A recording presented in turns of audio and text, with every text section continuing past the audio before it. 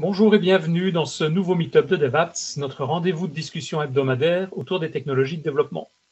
Nous sommes aujourd'hui le 22 juin 2022 et nous enregistrons le Meetup numéro 2022.20.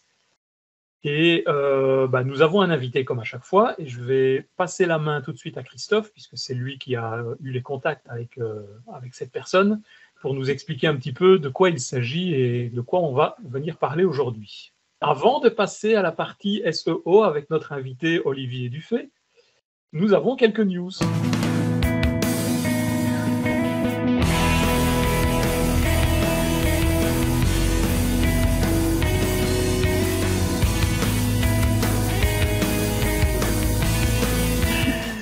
Bon, qu'est-ce qui commence la première news alors ? C'est pas moi qui va parler de la disponibilité globale de GitHub Copilot. Ouais. Non, j'en parlerai pas parce que d'abord c'est payant à partir du mois d'août, donc $10 par mois ou $100 par an. Ouais, c'est ça. Ça m'a un peu étonné.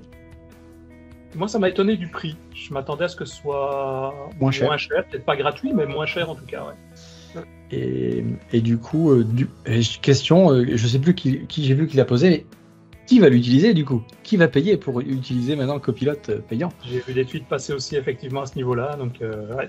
Pour rappel quand même, Copilot, c'est un système avec de l'intelligence artificielle qui se trouve derrière, qui en gros récupère plein de code qui se trouve sur GitHub, logiquement du code qui se trouve en open source, pour à chaque fois qu'on écrit quelque chose, dès qu'on écrit un début de phrase, qui nous propose le reste du code, le reste du commentaire. Donc, ça peut être pratique. Moi, je dois dire que je n'ai pas encore réellement utilisé. Je ne sais pas si quelqu'un dans la salle, dans l'assemblée l'utilise. Moi, je m'en sers depuis plusieurs mois. Ça fait. Ouais, ça m'aide vraiment. Ouais. Il y a des fois où tu as du code récurrent que tu vas retaper. Ça va être du copier-coller où tu vas changer des trucs, où il y a un algo qui ressemble un peu au truc d'avant. Enfin, tu es obligé des fois de faire des trucs. Et en fait, il comprend ce que tu fais et il le gère. Exemple, je devais extraire des fichiers d'un CSV l'autre jour. C'est super fastidieux.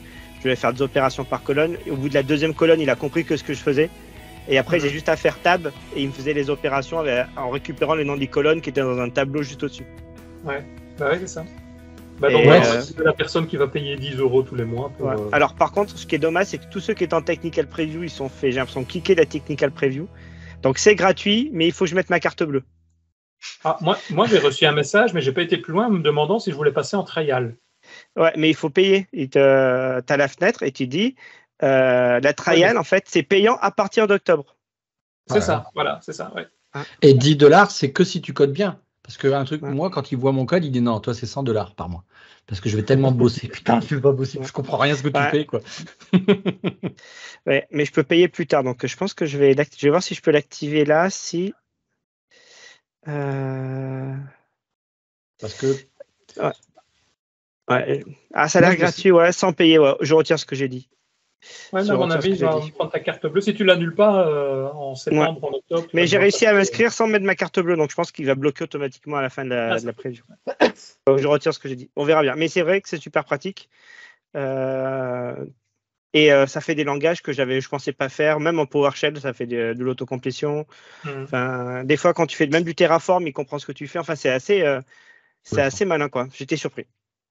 Moi, personnellement, je vais le garder parce que, comme tu dis, Michel, c'est vraiment une aide maintenant. C'est vraiment l'assistant qu'on peut avoir. Je suis assez surpris de l'intégration avec Visual Studio et au final, ça te propose des choses même sans que tu y réfléchis parfois à certains moments. Quoi. Ouais, c'est vraiment, pour moi, c'est un IntelliCode, IntelliSense à évoluer, quoi, qui comprend ce que tu fais. Bah, moi, Adrien, tant qu'il ne me facture pas des $ par mois, ça va, quoi.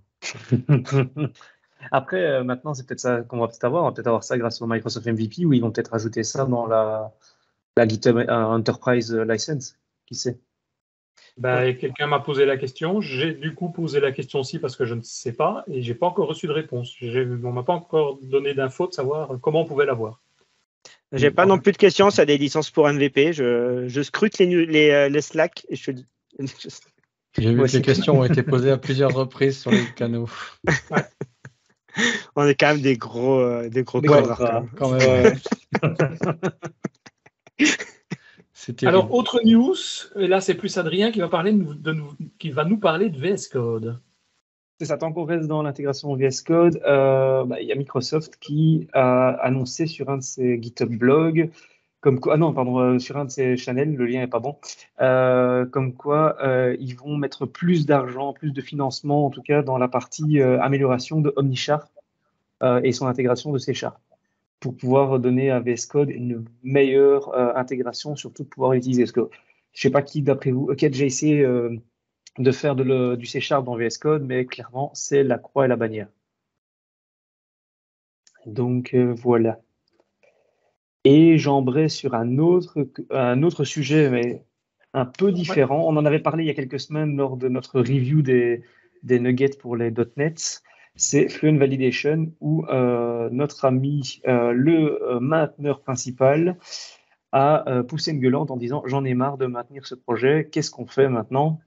Et de manière générale, il se plaint du fardeau du support, il se plaint du fait que Microsoft est un peu manque de transparence et vachement opaque sur pas mal de choses pour le moment. Et donc, sur base de ça, il se pose trois questions. Enfin, il a trois options. La première, ça va être déprécier le paquet et fournir des conseils pour des alternatives, dont Microsoft. La deuxième, potentiellement, ça va être que la communauté puisse prendre en charge sa maintenance. Et la dernière, c'est peut-être une sorte d'approche un peu plus commerciale et qui gagne de l'argent là derrière, ce qui sera embêtant parce que je pense que Fluent Validator est quand même vachement utilisé à large spectre dans beaucoup de sociétés, et si ça devient payant, ça pourrait être embêtant. Maintenant, vous allez me dire... C'est pas le but de la .NET Foundation de gérer tout ça maintenant, enfin de trouver du...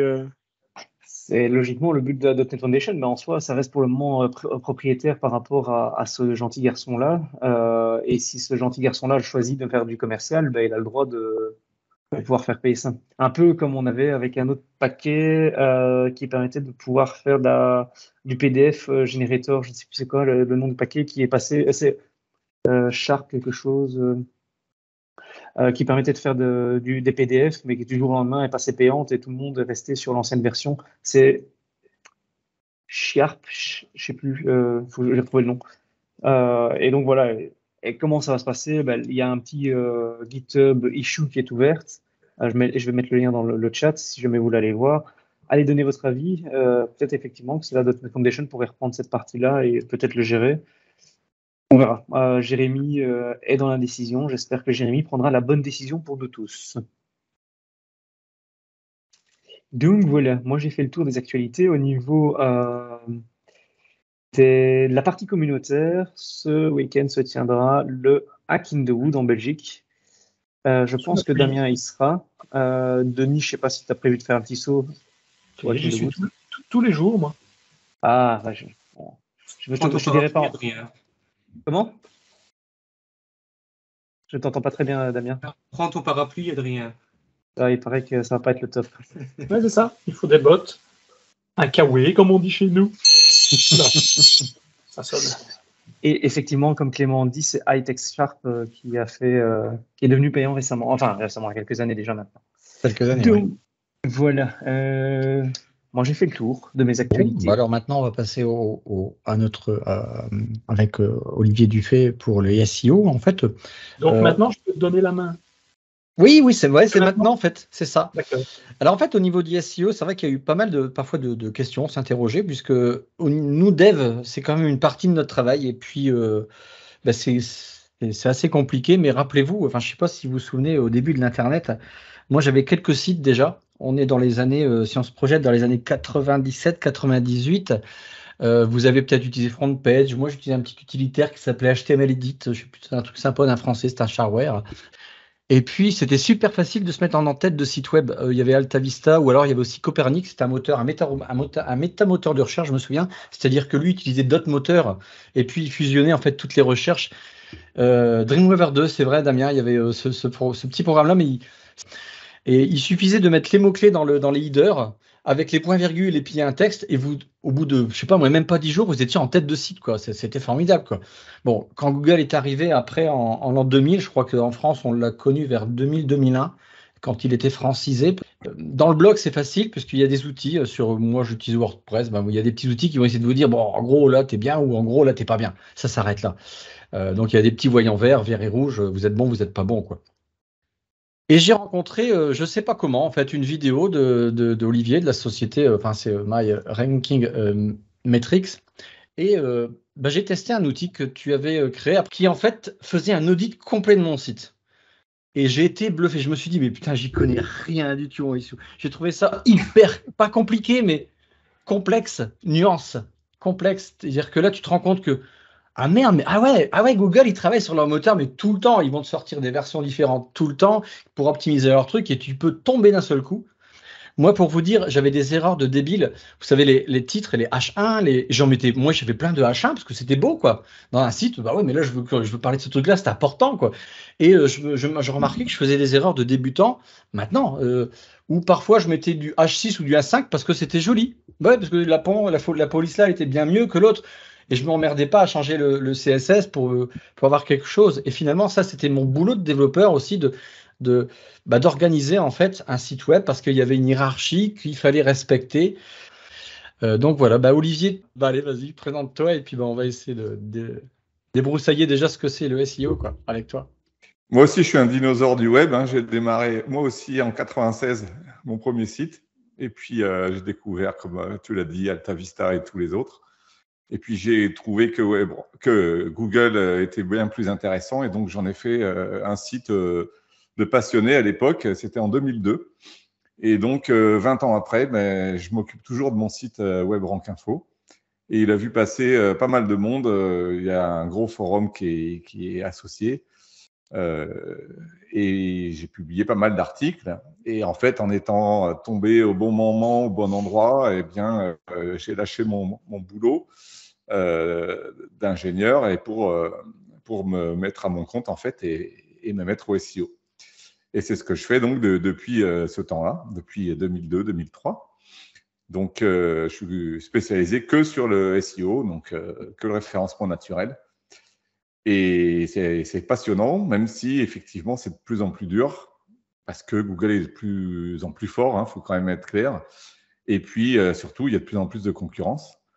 Il n'y a toujours qu'une page de résultats et il faut réussir à se trouver de la place dedans. Voilà. Donc, mon idée aujourd'hui, c'était pas de faire un grand cours théorique sur le référencement. Je préfère quelque chose de plus pratique. Et donc, on va regarder effectivement un exemple de rapport d'audit au hasard fait sur ton site, tant qu'à faire, Christophe. Et ça va être triste, je suis horrible, ça va être horrible, j'avoue. Ouais, ça va être horrible. Je sais. Arrête, c'est bon. Juste quand même, souvent on dit que dans le SEO, il y a un peu 3 piliers à travailler. Il y a la technique, le contenu et les liens ou la popularité. Donc, pour aujourd'hui, je trouvais ça pas mal de démarrer justement par la technique parce que ça va quand même plus intéresser les développeurs qui sont effectivement relativement souvent réfractaires à la rédaction. Voilà. Donc, on va parler surtout de la technique. Donc, mon outil, c'est quoi ? C'est un outil SaaS qui s'appelle My Ranking Metrics. Olivier, je me permets de te dire que tu ne partages pas ton écran. Je ne sais pas si c'est voulu alors. Oui, je sais. Ouais, je vais le partager là. Alors, voyons. Partage d'écran. Alors, on va afficher des belles… Est-ce que vous voyez quelque chose là ? Yes. Ouais, c'est parfait. Ça fait mal au cœur pour notre ami. On voit du jaune et du rouge, c'est ça ? Surtout du rouge. Ouais. Donc, le principe, c'est quoi ? C'est que l'outil, on lui donne une URL de départ, en général, la page d'accueil du site, et puis on lui dit, vas-y, suis tous les liens que tu trouves et crawl le site, c'est comme ça qu'on appelle, crawl tout le site, finalement, comme le fait Google. Donc, ça se fait en ligne. Une fois qu'il a fini, il analyse tout ce qu'il a pu récupérer. Et on l'organise et… au lieu de balancer uniquement des fichiers Excel ou des tableaux, nous, on a décidé de faire un rapport d'audit, comme si c'était quelqu'un qui l'avait rédigé. Ça permet de donner des explications. J'aime le côté positif des choses. C'est-à-dire que j'ai du potentiel, en fait. C'est ça qui est positif dans les phrases, tu vois. C'est pas dire non, mais là, tu es un gros nul à ce niveau-là. Il y a du potentiel. Il faut que tu vois le verre à moitié plein, là. C'est exactement ça, en fait. OK. C'est ça. Alors, nous, dans notre outil, on ne prétend pas faire exactement comme Google, personne ne pourrait le faire d'ailleurs, mais on a quelques dizaines de choses, de critères qui sont décortiqués. Tout à l'heure, tu parlais des balises H1 à H6, ça en fait partie, tout comme les balises title.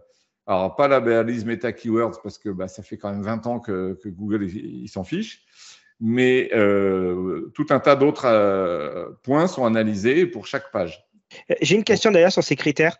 Lesquels sont plutôt de la R&D de ton côté par rapport à ce que tu vois, et lesquels sont des critères fournis par Google? Parce que ce que j'ai pu comprendre, c'est que Google raconte pas trop comment son moteur de ranking fonctionne, et donc les gens font du gros travail régulièrement pour continuer à identifier les bons critères.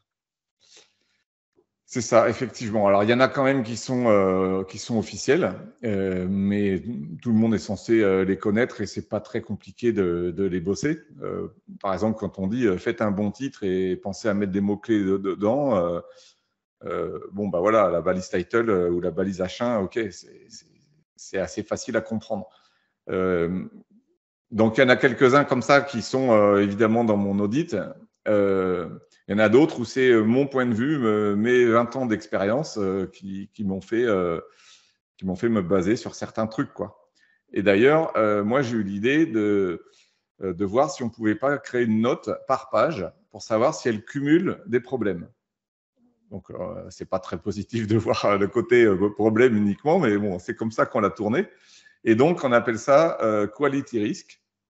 Et ensuite, quality risk, donc c'est un indice entre 0 et 100. Donc à 0, ta page, elle est soi-disant parfaite d'un point de vue technique en tout cas.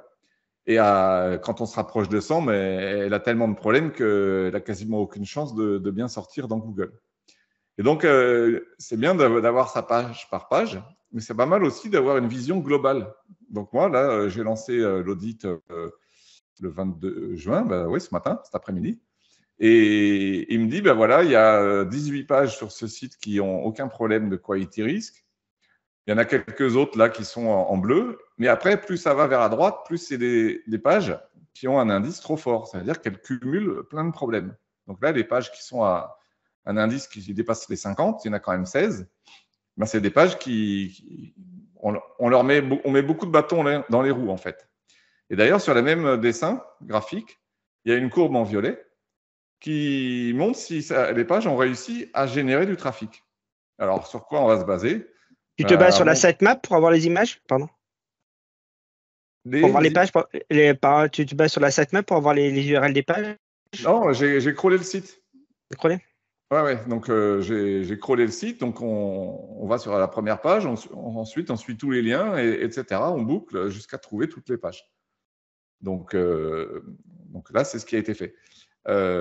Et ensuite, on va dans Search Console, Google Search Console. Donc, je ne sais pas si vous connaissez, mais c'est une interface proposée par Google pour nous aider à gérer notre site, en fait. Est-ce qu'il est bien présent dans Google? Est-ce qu'il est indexé? Est-ce qu'il y a Google rencontre des problèmes avec notre site ou pas?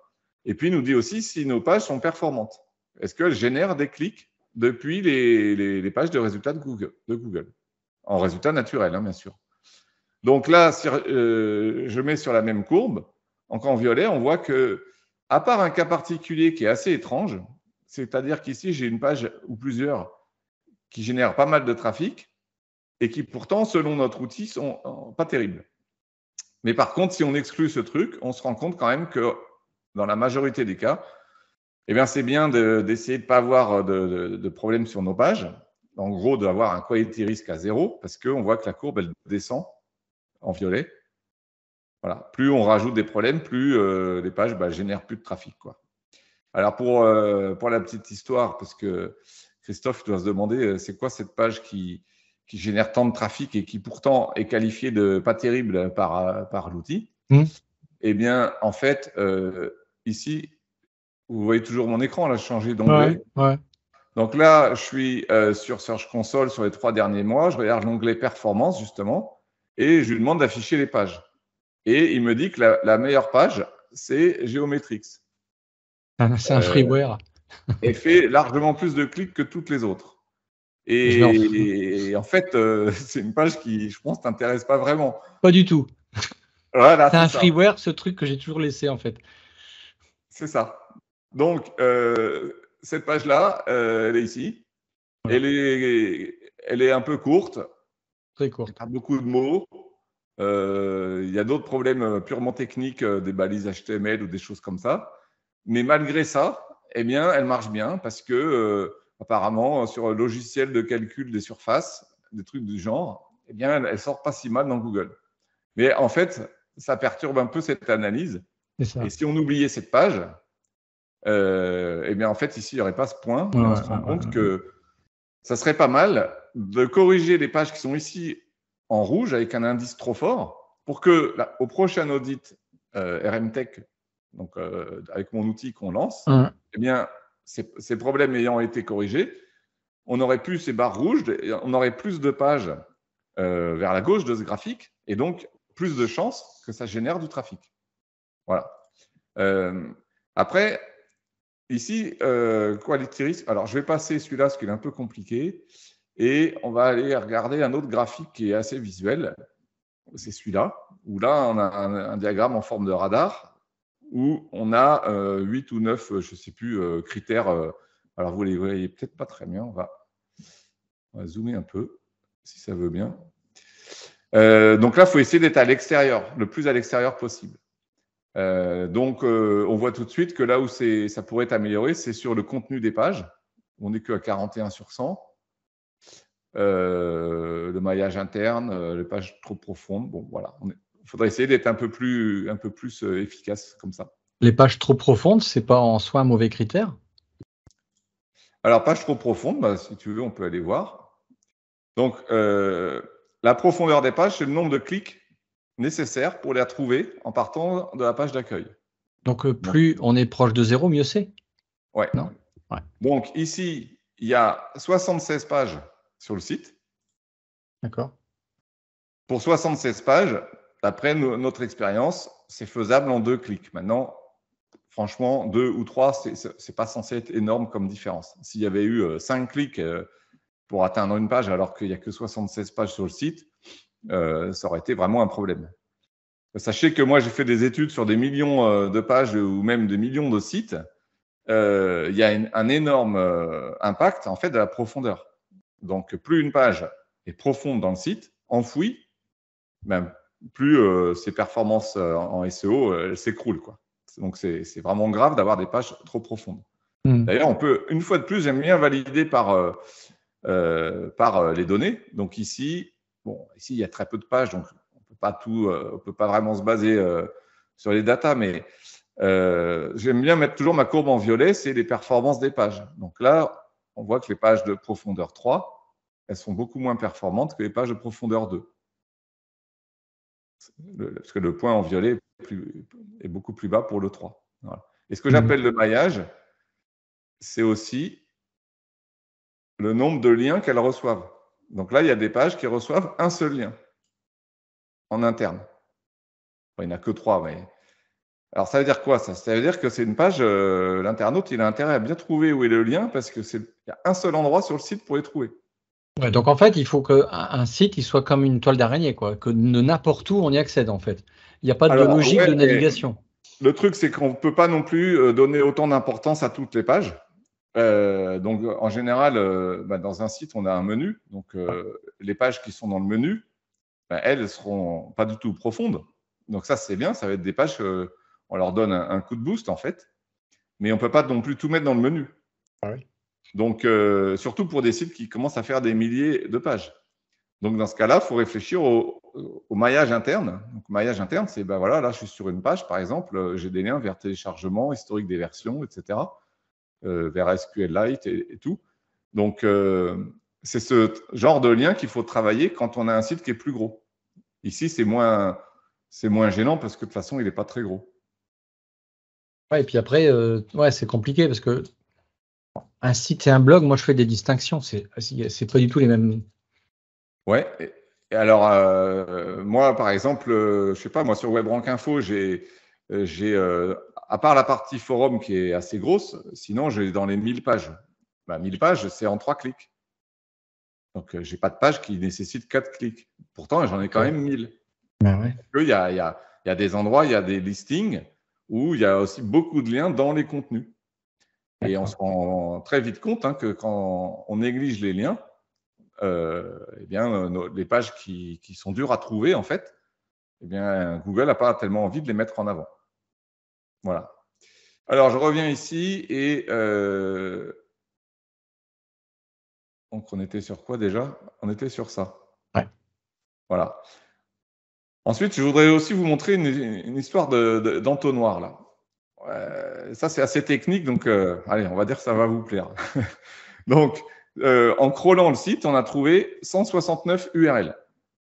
Sur les 169, il y en avait 12 qui étaient interdites de crawl. Donc, je ne sais pas si vous savez, mais il y a un fichier qui s'appelle robot.txt. Tout le monde peut aller le voir. Et qui dit au moteur de recherche, tous les crawlers, vous n'avez pas le droit d'aller à tel et tel endroit. Ouais, c'est ça. Voilà. Donc, si jamais nous, notre outil, il voit des liens vers des URL qui pourtant correspondent à ces motifs-là, ben, il ne va pas aller les crawler. Donc, il y en a 12 URL qui étaient comme ça. Tout ton contenu Windows Phone, quoi. C'est pas forcément un problème. Et quoi? Tout ton contenu Windows Phone. Oui, ton œil va vite. Ouais, je disais que les 12, là, c'est pas forcément un problème, sauf si il faudrait aller voir la liste des 12 pour savoir si on ne se trompe pas, quoi. Si on ne fait pas des liens vers des pages qui sont importantes et qui, pourtant, pour une raison peut-être oubliée, sont bloquées ici.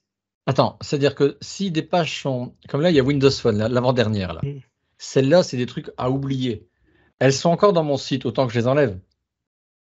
Les URL, il y a des URL en Windows Phone. Oui, là, si tu fais, si tu le tapes à la main, là, à la place de robot.txt, tu tapes Windows Phone. Je ne sais même pas sur quoi on tombe. Ce que tu veux dire, c'est que quand le contenu est vieux, est-ce que ça vaut le coup de le garder ou il faut lui dire à Google de le faire disparaître?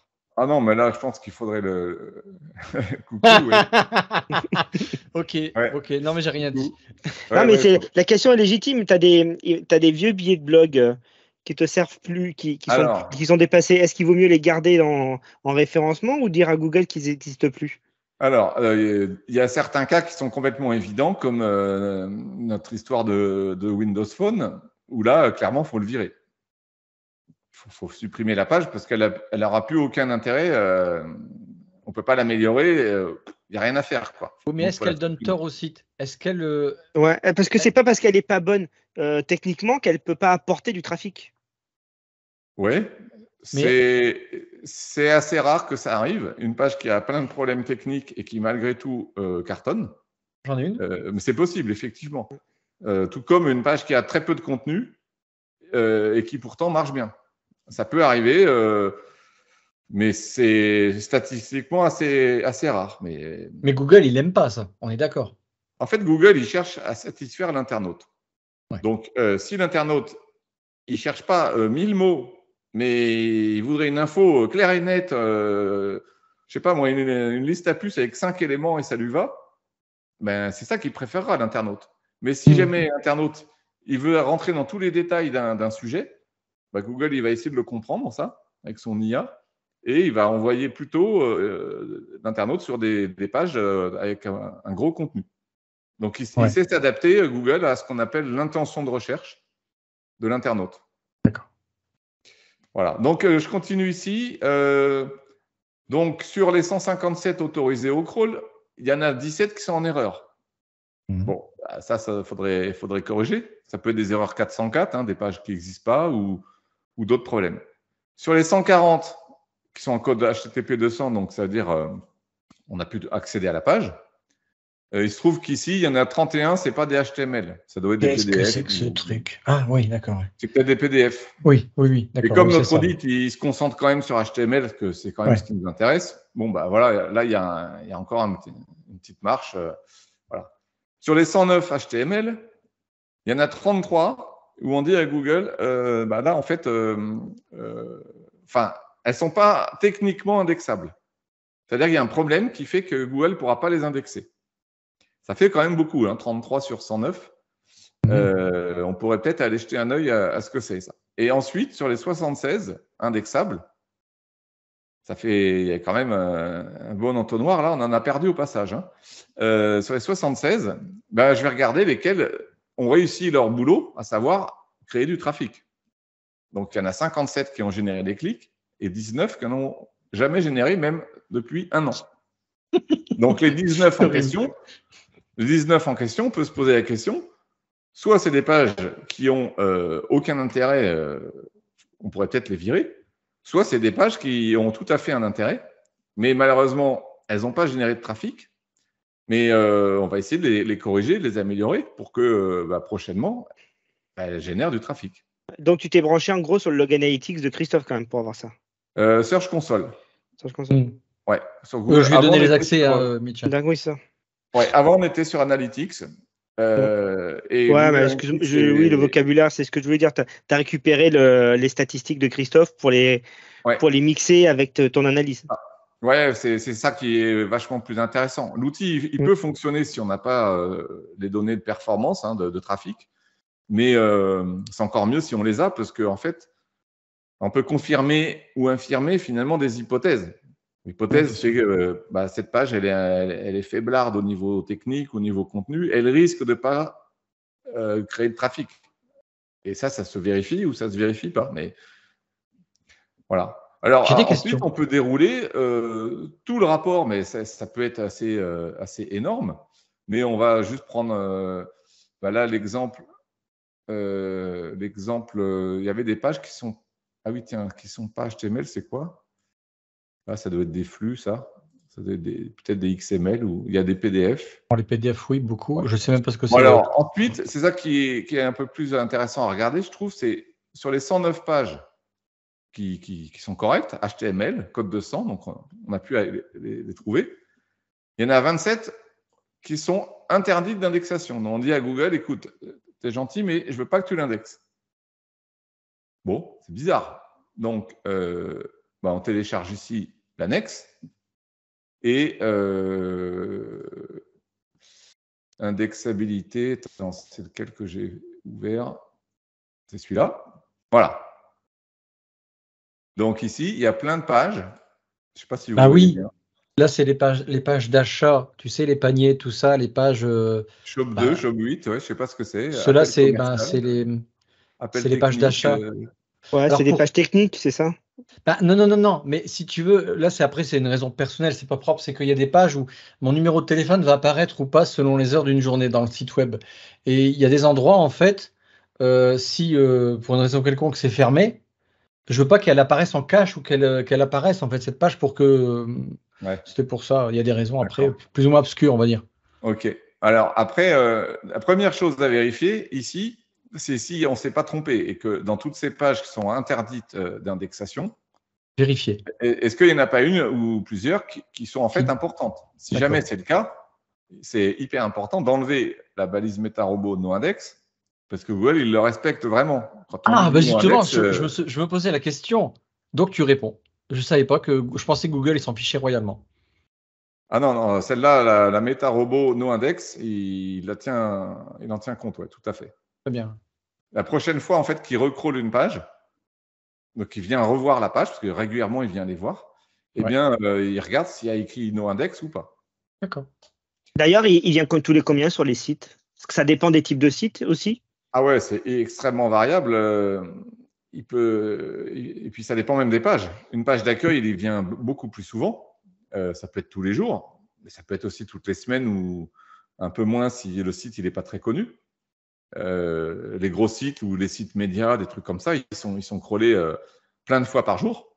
Mais le problème, c'est quand on a énormément de pages. Quand on a énormément de pages, mettons, moi j'ai un forum, évidemment que il y a des pages qui sont crawlées tous les, je ne sais pas combien de mois, parce que c'est une page qui a 10 ans, il ne se passe plus rien. Voilà, c'est normal. Justement, mais une page qui a 10 ans, tu vois, Google, il va pas regarder quand même. Il y a des pages, on ne peut pas les changer tous les jours. Je veux dire, et Google, on peut. Tu vois ce que je veux dire? Oui, mais il est capable de plus en plus de voir si elle a besoin d'être mise à jour ou pas. Donc moi, en début de WebRank Info, j'avais créé des explications pour faire la réécriture d'URL, URL rewriting. Il y a à peu près rien qu'à changer en 15 ans. Bon, mon tuto sur comment faire la réécriture d'URL, il n'a jamais changé.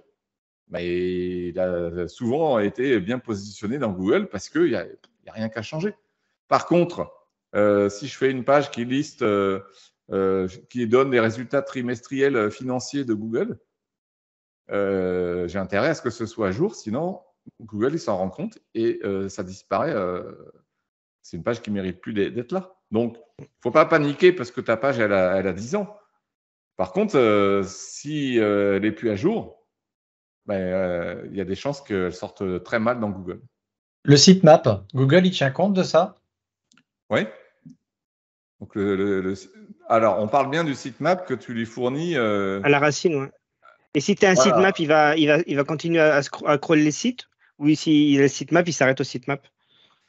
Non, il prend toutes les sources de données qui lui renseignent sur la présence d'URL. Donc, il crawl le site en permanence. Il regarde le sitemap. Donc, le sitemap, ça liste des URL du site. Peut-être toutes, peut-être pas toutes. Puis, il a plein d'autres façons de trouver des liens, des URL. Hein. S'il y a un autre site qui te fait un lien, il va suivre ce lien, Google, et ça va l'aider à découvrir encore des nouvelles URL. D'ailleurs, il utilise les tags de suivi, il s'en sert sur les liens. Analytics? Non, les tags, je ne sais plus le nom. Les dates de répétition, de fréquence. Non, les no-links. En fait, il y a quelque chose qui dit dans les liens ne pas suivre sur les balises A. Oui. Alors, effectivement, il y a un attribut. Nofollow, les nofollow. Ouais. Qui s'appelle nofollow, qui est prévu pour dire à Google pas la peine de suivre ce lien. Donc, en général, effectivement, il respecte ce truc-là. Donc, il suit tous les liens qui ne sont pas nofollow. Voilà. Donc, ici, on se rend compte qu'il y a des pages qui sont interdites d'indexation. Et il y a aussi des pages qui… Alors, la canonique, c'est un peu compliqué. Je ne sais pas si j'ai besoin d'en parler. La canonique, tu vois, la canonique, l'URL canonique, c'est pour dire quelle est l'URL officielle d'une page. C'est pour essayer de régler des problèmes de contenu dupliqué. Et ici, Planning Pro, je vois qu'il y a une URL qui est comme ça, Planning Pro /. Et si on va voir cette page, eh bien, la page, elle déclare à Google, tu dois l'indexer sous l'URL planningpro/index.php. Ouais, il faut avouer que c'est con. Là. Et ce n'est pas la même. Il vaut mieux avoir une canonique chaque page doit fournir une canonique pour être sûr d'éviter les surprises. En théorie, ce serait pas mal d'être en fait hyper strict et de se dire à chaque fois l'URL que regarde un internaute ou Google, eh bien, doit déclarer quelle est sa vraie adresse, l'adresse prévue officiellement par celui qui a fait le site, quoi. Donc ici, il y a un conflit entre les deux. Google, il ne sait plus s'il doit indexer Planning Pro ou Planning Pro/index.php. Et surtout, en interne, il y a certains liens qui pointent peut-être vers une URL et d'autres vers la mauvaise. Donc, si c'est ça, on s'éparpille nos efforts à deux endroits. Ce n'est pas terrible. Ça devrait être corrigé. Donc, pour le corriger, en fait, si je vais voir cette page-là, voilà, donc là, dans le code source, je vais trouver qu'il y a une canonique, voilà, canonical ici, qui rajoute un index.php. C'est pas normal. Aucun intérêt. Ouais, ça n'a aucun intérêt en fait. Et là, la gestion des langues, c'est pareil, c'est un truc qui peut peut-être générer des problèmes Il y aura le même problème en anglais, quoi, je pense. Voilà. D'accord. Voilà. Voilà. Après, je ne vais pas non plus tout détailler parce que c'est hyper complet. Hein. Il y a le temps de téléchargement, donc la profondeur, on l'a vu. La balise title, on décortique tout. Hein, tu vois. Est-ce qu'il y a des pages qui… Tu peux nous parler de ce que tu appelles les pages zombies? Alors, ouais. Effectivement, on peut remonter là. Justement, j'y pensais tout à l'heure parce que ça correspondait pas mal à une de vos questions. Est-ce que c'est grave d'avoir sur le site des pages pourries? Voilà.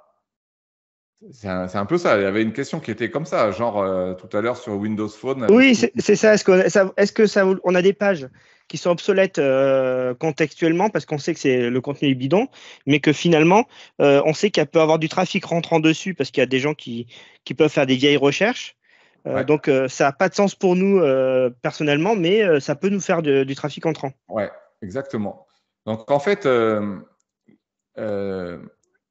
il se trouve que notre indice qualité-risque, il essaie de deviner si on a fait notre boulot. Et en général, les pages qui n'ont pas de problème, donc elles ont un quality-risk à 0, eh bien, elles réussissent à faire du trafic.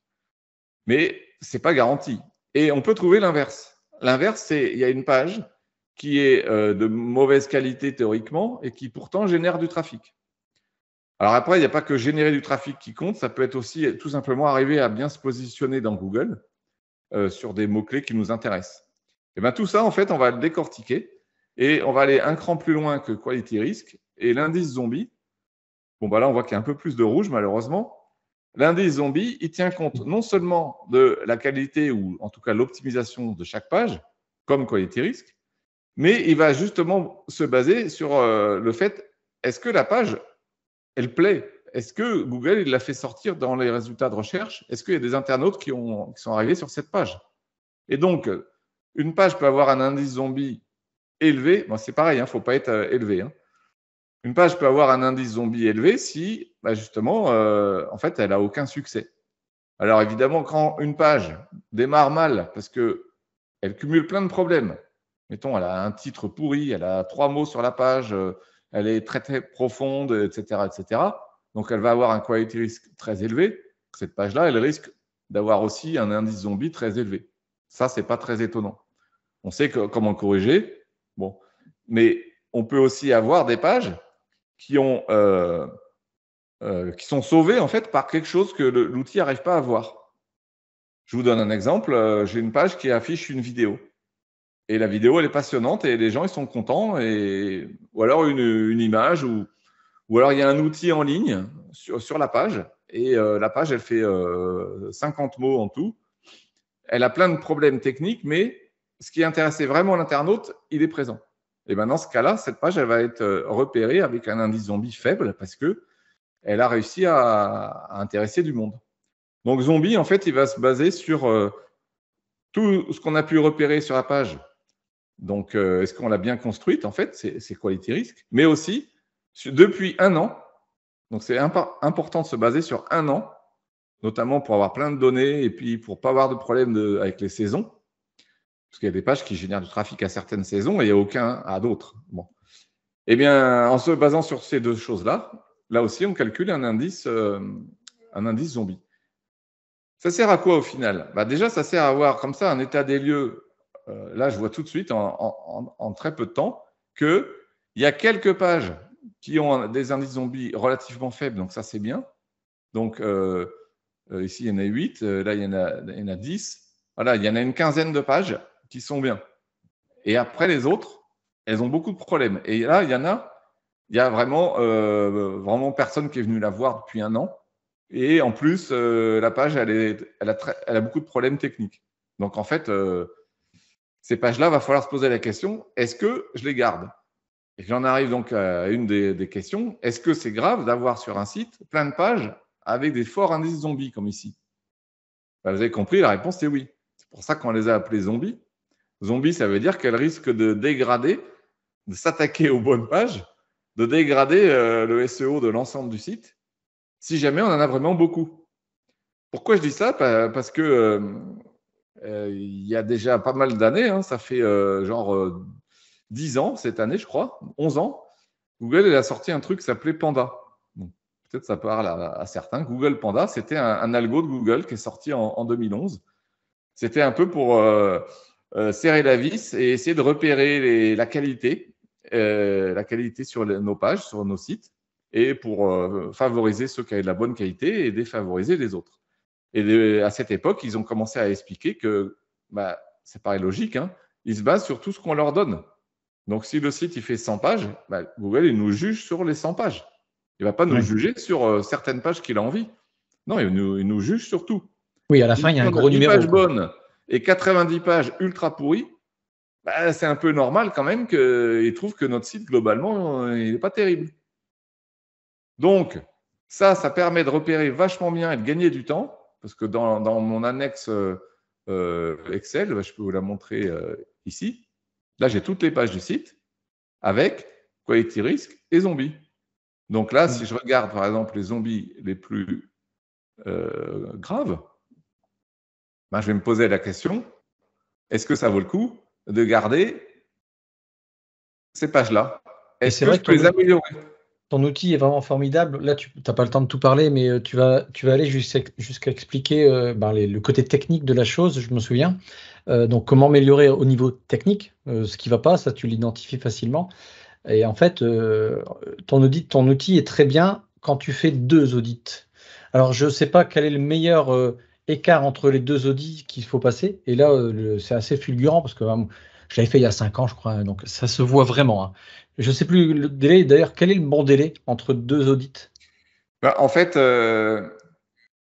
pour un site comme le tien, qui ne change pas souvent, franchement, ça ne sert pas à grand-chose d'en faire régulièrement, à une forte fréquence, quoi. Non, mais quand tu corriges, après une correction, tu vois. Ah, alors, en théorie, c'est dès que tu as corrigé suffisamment de pages, en fait. Parce que ça t'aide à voir si tu as effectivement bien corrigé.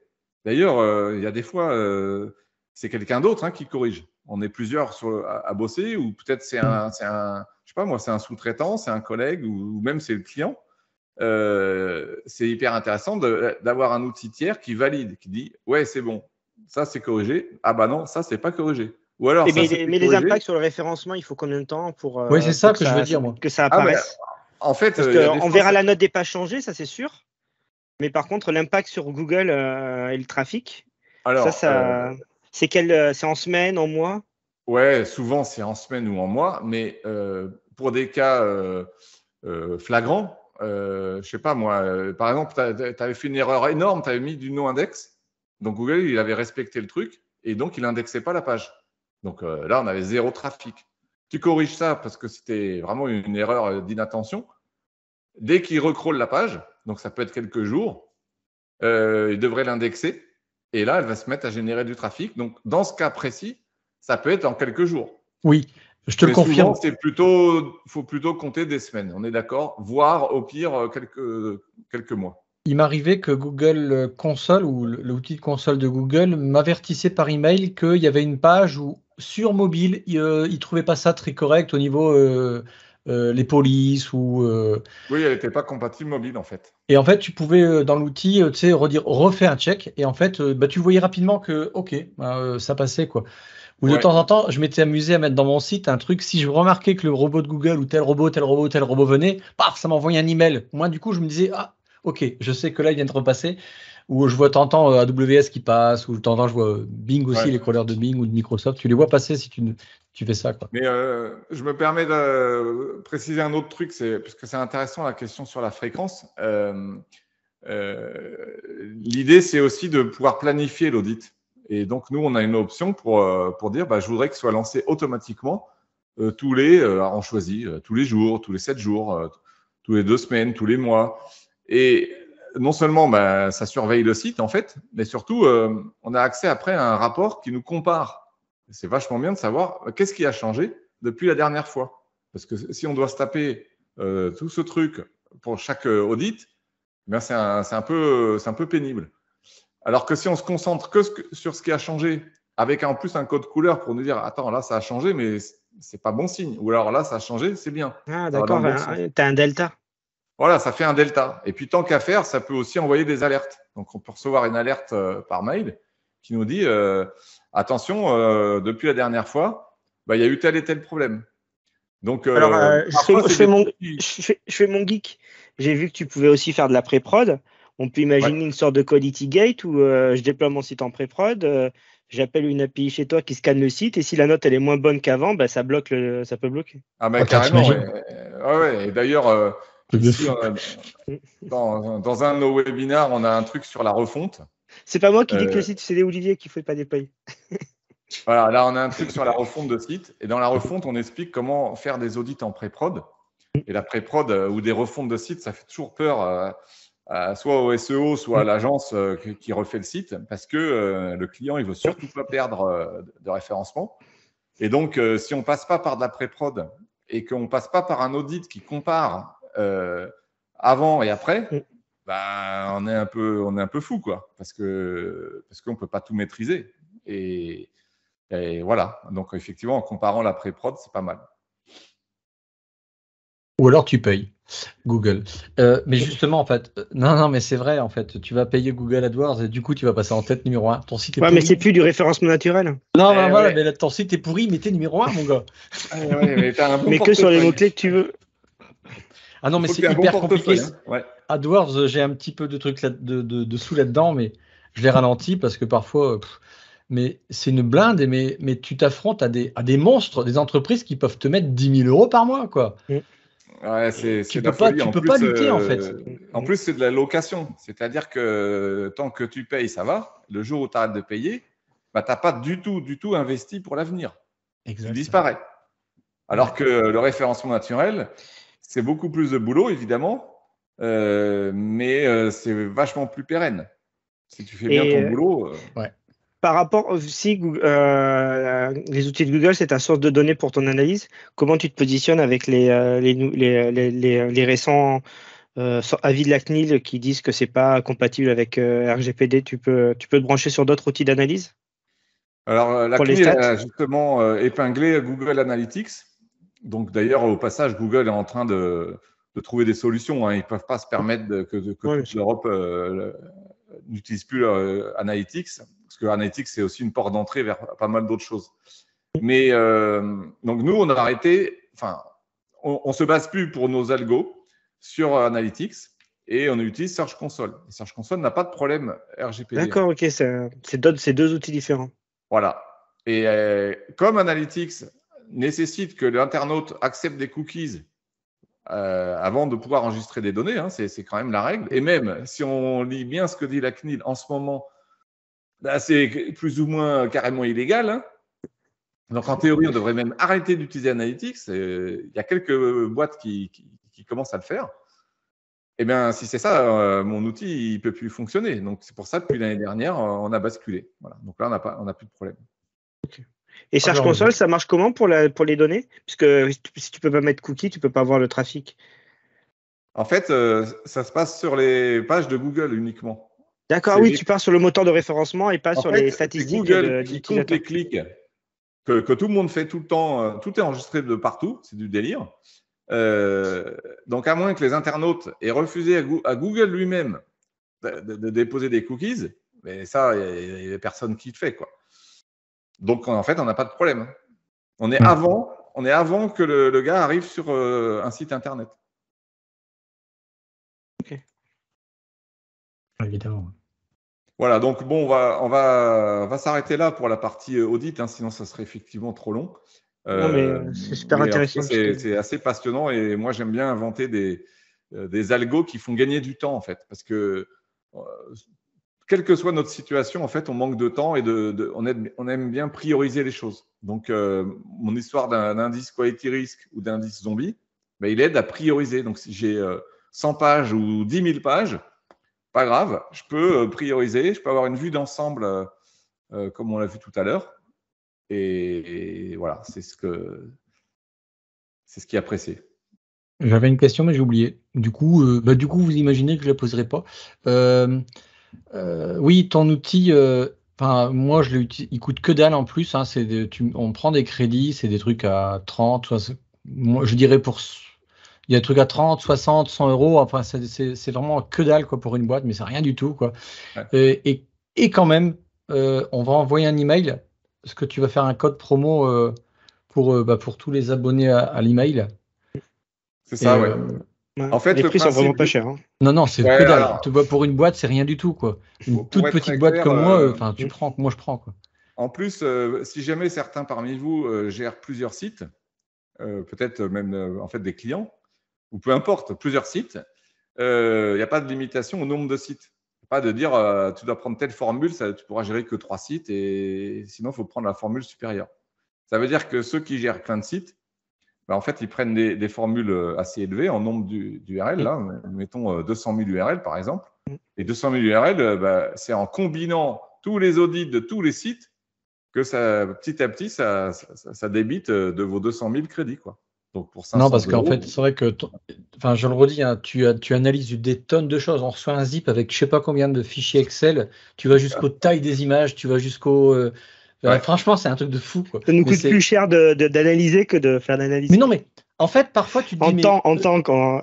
Le référencement carrément, naturel, je veux dire entre guillemets, il est naturel et gratuit. Et par rapport à la somme que tu peux mettre sur AdWords, parfois tu te dis, bah ça vaut pas le coup de mettre autant sur AdWords, quoi. Enfin, voilà, quoi. Ouais, bah, en fait, il y a tout un tas de choses qui sont quand même des sortes de fondamentaux à corriger. Au minimum, il faut les corriger, quoi. Et tu corriges ça. On n'a pas montré, mais dans le rapport, il y a des vidéos aussi. Il y a des tutos qui sont très bien foutus. Voilà, donc si on ne comprend pas telle ou telle partie, bah, en fait, il y a un tuto qui nous explique. Au minimum, bah, voilà, il faut avoir ici le premier score, il faut avoir un top score. Voilà, 76, c'est pas si mal, hein, mais c'est beaucoup plus dur quand les sites sont plus gros. Et corriger ça donne quand même beaucoup de chances d'avoir un meilleur référencement et peut-être de payer un peu moins cher des AdWords. Mais oui, évidemment. Un truc, bon là on n'a pas le temps, que j'aurais aimé que tu parles parfois, parce que je sais que tu as la connaissance là-dessus, c'est l'histoire du moteur de recherche de Google, en fait. L'évolution de ces moteurs. C'est un truc qui est passionnant, en fait. Ouais. C'est vraiment passionnant, ça. Ça, c'est une parenthèse que je ferme tout de suite. Mais écoute, merci beaucoup. En tout cas, moi, qu'il y a d'autres choses que tu voudrais aborder en quelques secondes. Non, s'il y a des questions, dites-moi. Et puis, on peut te retrouver. Alors, on mettra l'adresse de ton site, du tweet t'as un compte Twitter. Je sais pas si tu es actif, si beaucoup, hein, je crois. T'as beaucoup de followers. C'est surtout mon site WebRank Info, oui, qui est le plus connu. Ouais, c'est comme ça que j'ai connu moi. Voilà. En fait, je sais plus pourquoi, parce qu'à une époque, voilà, je crois m'en souvenir, on échangeait en fait des bannières il y a très très longtemps, mais je crois qu'il y a 20 ans de ça, quoi. Il y avait un truc comme ça en fait, il me semble. Ah ouais? Ben, je sais plus, c'est juste comme ça. Ouais. Donc mon Twitter c'est WebRank Info, je suis aussi sur LinkedIn et voilà, c'est facile de me trouver. En tout cas, c'était intéressant. J'attends le code promo qu'on nous a promis. Non, mais si, c'est vrai. C'est Christophe qui rince. Oui, de faire connaître sur mon blog. Alors, dans ce cas-là, moi, je vous donne rendez-vous dans 6 mois pour voir si les notes ont progressé. Ouais. Non, c'est génial. En tout cas, merci de m'avoir invité. C'était très sympa de partager avec vous. Oui. Et puis, peut-être. C'est rare de parler SEO chez les devs, vraiment. Je ne sais pas si ce que je disais à Denis puis Adrien tout à l'heure, avant qu'on commence. J'ai rarement vu des sessions de SEO au niveau de notre communauté globale, hein. Les communautés de dev, on n'en parle pas beaucoup en fait. Pourtant, c'est important, c'est nous qui faisons les pages. Ouais. Sinon, on ne connaît pas les règles, on est un peu embêté après. Ouais, clairement, ouais. C'est souvent un point négligé, quoi. C'est ça. Pour rejoindre Christophe, souvent c'est complètement négligé. Donc, et c'est aussi une expertise à avoir. Hein. Donc, s'il y a un outil qui peut faire entre guillemets expertise pour nous, c'est top. Moi, je rejoins Christophe. Les balises, au début, moi, je pensais que c'était comme des styles dans Word. C'est pour indiquer la taille des caractères. Je me posais pas du tout la question que ça avait un impact sur le référencement derrière. Hein. Ouais, clairement, ouais. Bon, en tout cas, écoutez, merci beaucoup. On va s'arrêter là parce que là, ça fait pile 1 heure en fait. On est très bon au niveau timing. Cool. Et puis, à bientôt. Et puis, la prochaine fois, ça sera la dernière fois de l'année. Et puis, ça sera avec... on parlera d'Unity, visiblement. Ouais, normalement, on parle d'Unity, ouais. Ok. C'est pas avec toi, mais presque, on va dire. Voilà, c'est ça. Je ramène un copain. Oui. Allez, merci beaucoup. À bientôt tout le monde. Ciao, ciao. Ciao. Salut. Ciao.